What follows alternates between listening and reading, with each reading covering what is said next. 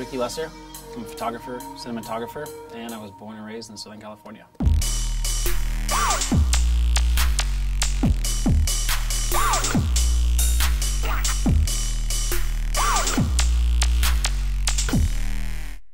I got into photography.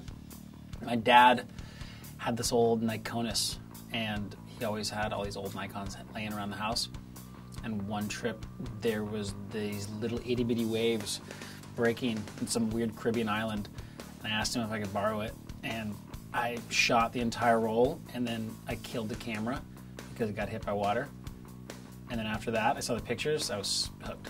I started to shoot surf photography a bit more serious after I graduated college. I could spend a little bit more time committing myself to the ocean, and I could spend a little bit more time on the grind, because as a surf photographer, and any guy you talk to will tell you that it's not just a lifestyle, you commit your life to it. And if you want to have the best shots, you're the first guy there and the last one to leave. I think that as far as shooting goes, when it comes to the ocean, the content's never the same. No matter what the day, the conditions always change. And I think the thing that keeps me hooked is that when you're in the ocean, it is more of a challenge, and you're not sitting on land with a big lens. You have to interact with the elements and work with them rather than documenting them from afar. I think one of the things that drew me to surf photography, being a surfer, is that surfing is an interesting coin because there's two sides to it.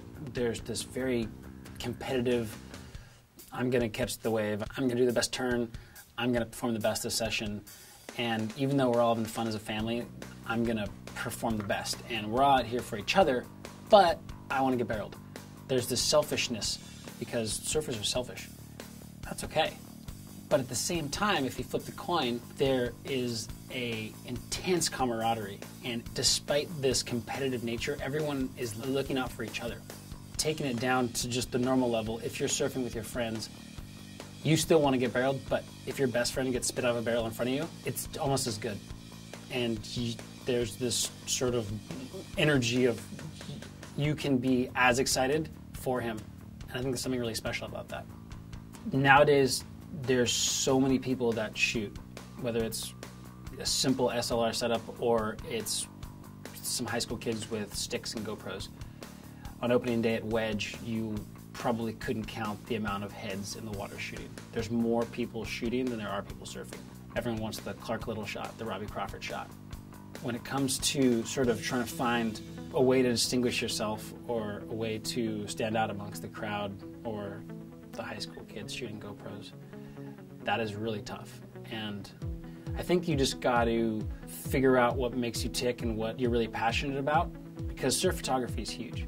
And it's like, I like football, what about it? And there's a million different little nuances and ways to shoot surf. And I think that once you put the time in, you realize what you want to say and what your message is. I'm still trying to figure out my message. When you commit to the time and you commit your soul to shooting this stuff, your time and your angry wife and the kids that want to see you, you realize that there is sort of a style and there's a voice, and even though it might be similar to some other images out there, there's still a distinct style throughout it all. I think what makes someone an artist is a certain amount of consistency and power. And I don't mean power in a Trump way. I mean power in it moves you. If you look at an image, whatever it may be, landscape, nature, if that image moves you, then the person who created that has done their job. Because that's what it's all about.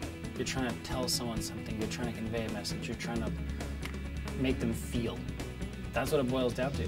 So I think that the people that are able to do that in an effective way, those are the true artists.